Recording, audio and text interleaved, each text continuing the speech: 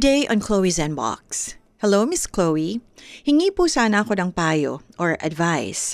Sana po matulungan niyo ako. I have a Facebook boyfriend since last year. Nawala siya sa Facebook at sa Skype na lang po kaming nag-uusap every day. Then finally, he came to see me in person last November 2 until November 4 dahil meron siyang business trip dito sa Pilipinas. After he stayed with me, he went to Cebu because that's where he's really heading with his partner. Sabi niya bago siya umalis, quote-unquote, "I'll be back and I'll see you later, baby." When he was on Facebook, madami po siyang girls at naging girlfriend. Isa na doon si Miss Cebu. Yun po ang lagi naming pinag-aawayan. Sabi ko sa kanya, what if magkita sila sa Cebu? Sabi niya hindi kasi hindi niya alam kung anong itsura niya at ayon sa source niya, nabaliw at may AIDS daw yung girl kaya nakampante naman po ako. Sunday afternoon, I checked the girl's Facebook account and the profile picture is at the hotel and I recognized his luggage. Tama po bang hinala ko? Nakasama niya yung girl. Until now, hindi pa din online sa Skype ang boyfriend ko. Sana po mabigyan niyo po ako ng advice. Thank you and more power. I am so stressed at hindi ko na po alam kung ano ang iisipin ko. Letter sender Shadow. Hi, Shadow. So, foreigner ang boyfriend mo, ha? I'm assuming na foreigner ang boyfriend mo. And based on your story, marami siyang babae on Facebook. So, meron talaga siyang, may history na siya, no? Bakit nawala ang Facebook niya? Hindi kaya sa paningin mo lang nawala ang Facebook account niya? Baka naman naka-hide lang sa'yo. I don't know, meron bang ganong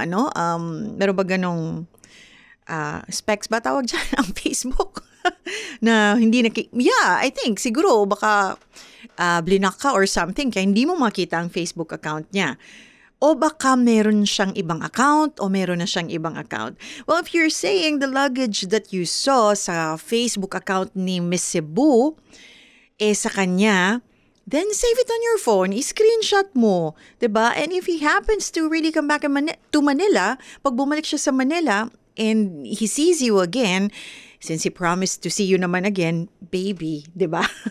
I-show the picture that you saved and ask him if it was indeed his luggage. But ako na magsasabi sa'yo, sasabihin niya napakaraming tao ang merong ganong luggage. Kaya lang, coincidence naman, 'di ba? Yung profile ni girl nandun sa hotel and nandun yung kamukha nung luggage ng BF mo. So, yeah. Confront mo siya. He is your boyfriend for a year and you saw him first personally last November 2 and stayed with you until November 4. So he stayed with you. I hope naman man dyan nagpakipot ka. But, well, two consenting adults, hindi na ako magtataka. And, 2024 na. So, hindi na ako magtataka kung may nangyari sa inyo, diba?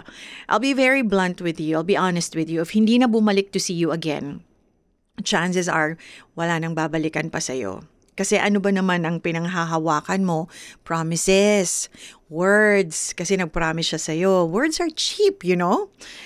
At ang pinakamadali sa lahat, sa totoo lang, ay ang mangako. Yung pagtupad is another story. Alright? For now, waiting game ka, girl.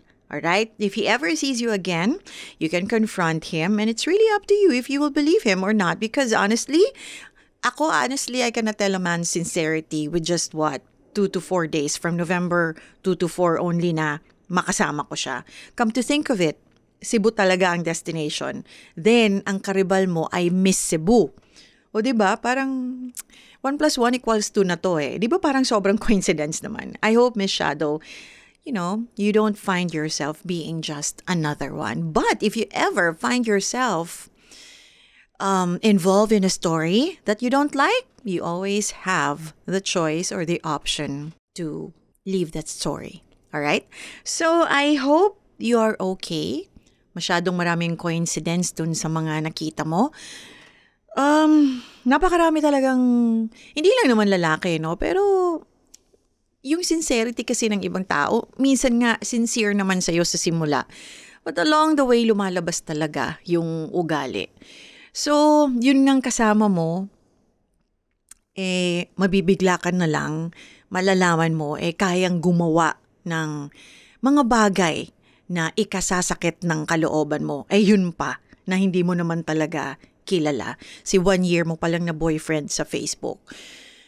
Ang tao nakikilala mo lang talaga yan pag nakasama mo na sa loob ng bahay. Marami kang malalaman na ikakashock mo. So, I hope you have the wisdom to know what to do, Miss Shadow.